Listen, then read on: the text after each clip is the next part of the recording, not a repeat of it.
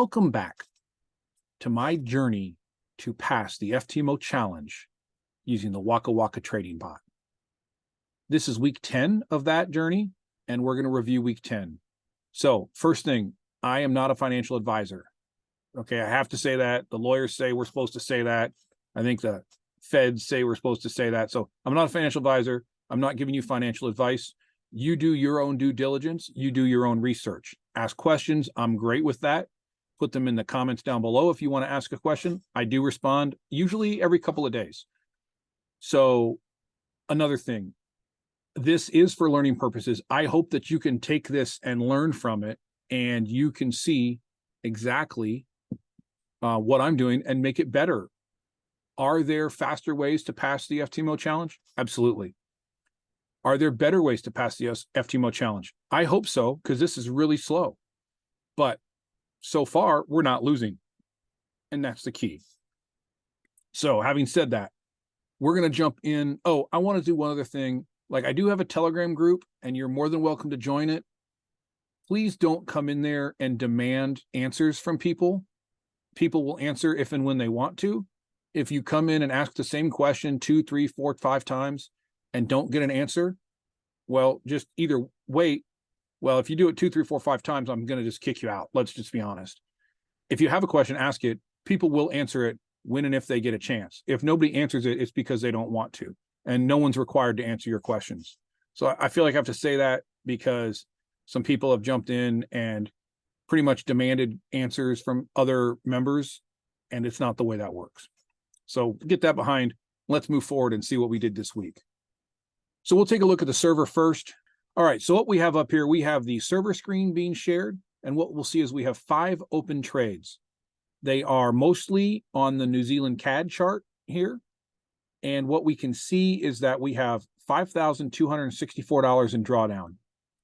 Now, let me pull this up. One of our members in the Telegram did send me some news, and I'll read it. And let's see here. I won't say their name. I won't tell anyone's name unless they approve it beforehand. But on Friday, October 13th, 2023, the Canadian dollar edged higher against the US dollar as the price of oil, one of Canada's major exports, moved sharply. The price of oil settled at 5.8% higher at $87.69 a barrel as investors priced the possibility that conflict in the Middle East could widen as Israel began ground raids against Gaza. The Canadian's 2-year yield rose 3.2 basis points. Okay, blah, blah, blah, blah, blah, blah, blah, blah. We're not going to read all of that. Basically, what it's saying is that the Canadian dollar got stronger, which what we're seeing is we're seeing a weakening of the New Zealand dollar against the Canadian dollar in this chart. And let's just blow this chart up. So it also talks about in early September. Let's go to maybe the 4-hour. So in early September, it got stronger.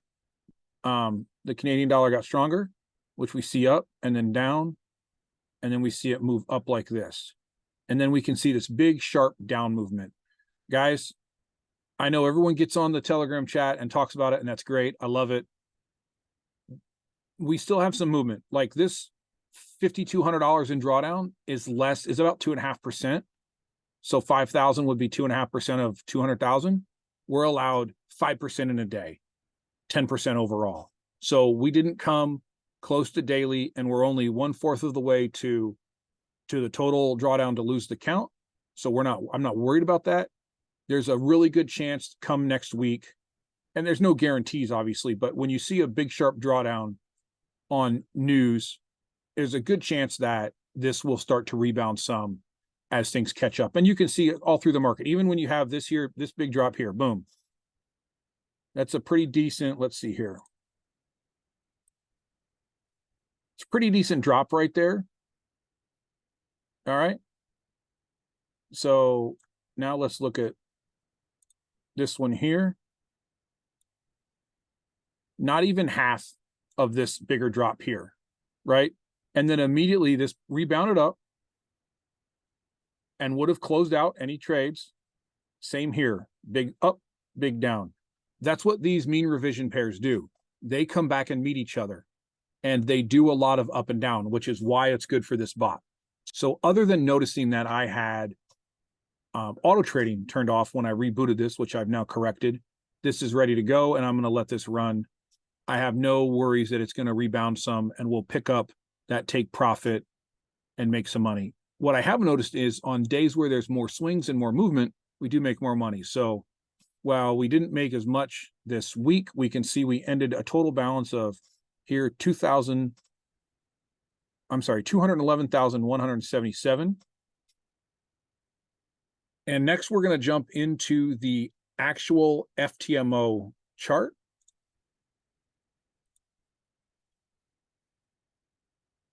Okay, so here we have the FTMO chart. This is the metrics, so their back end, and shows, once again, we can see our graph, boom, running up nicely. And let's just scroll down. So current results, today's permitted loss, we could lose $4,735. That was on Friday because we were already down 52.64 for the day. So basically it's $10,000 in the day, which we're fine with. 48 days of actual trading. So that's trading days, doesn't count the weekends. Max daily loss here, 52.49, which is where we're at right now, I do believe. That's probably going to update then to 52.64 unless some of that was the day before. So once again, we're under 3%. It's going to be like 2.65% right there. It happens. It is drawdown. Guys, 2% drawdown's not a big deal.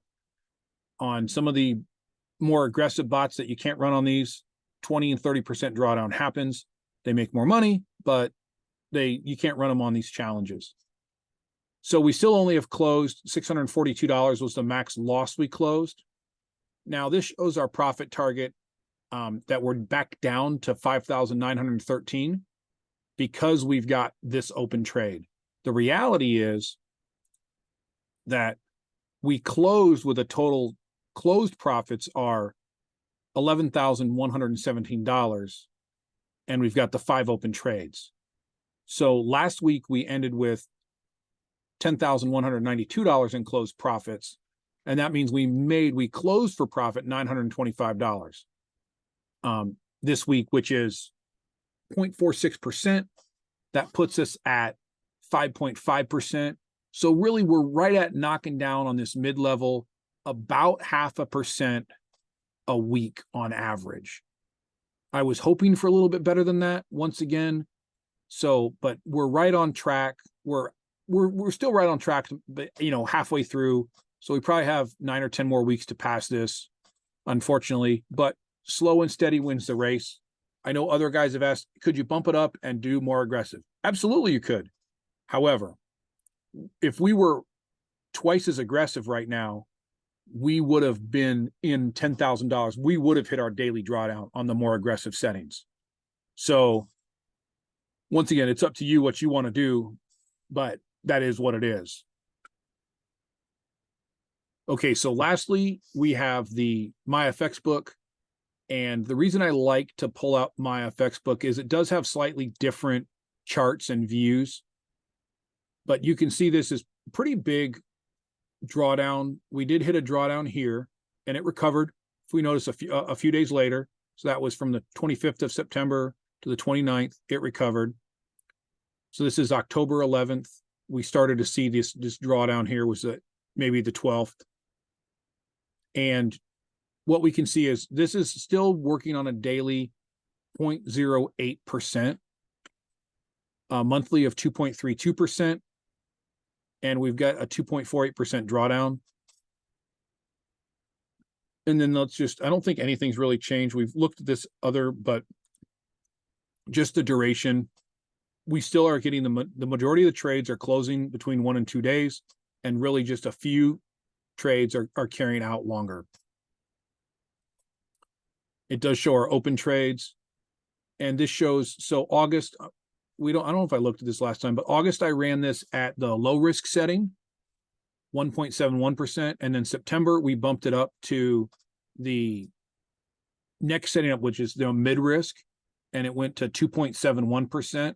So I think if I were going to probably run this challenge again, I might start with the mid risk. August was a really good month on the Waka Waka bot for my, on the back testing on my other stuff on high risk. I made 10% and really hit minimal drawdown, but you just never know. And then so far in October, we're about halfway through October, 1.08%. So I'd say we're going to hit 2 to 2.5% each month on this, which means 4 months to pass phase 1 of the challenge. Yes, it takes time. Guys, this is a low and slow. Let's make money long-term, not fast. If you guys want, one of our other members did send me an HFT bot that was free online. If that's interest to you to see the testing on that, we could either do maybe like a live test on a demo account, or if we get enough interest, we might try and pay for a small account on a prop firm that allows HFTs for passing, and we could do that and record it. So if that's something that interests you, leave a comment down below on an HFT bot.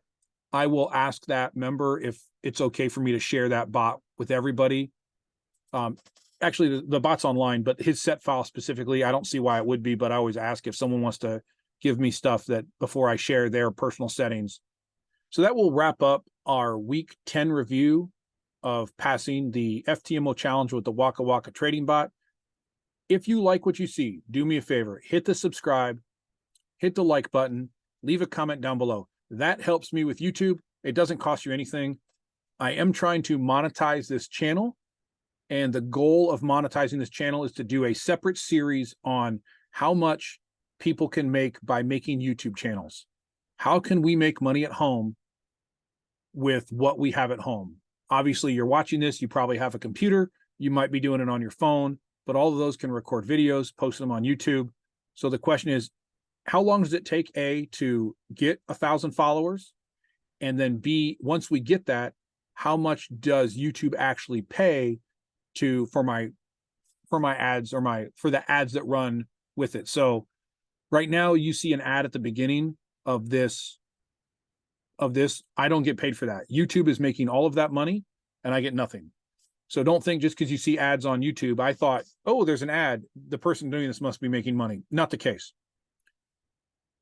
You make nothing on a YouTube ad until you're monetized. YouTube makes all of that money for running that ad. So thanks for watching, and I'll see you next week.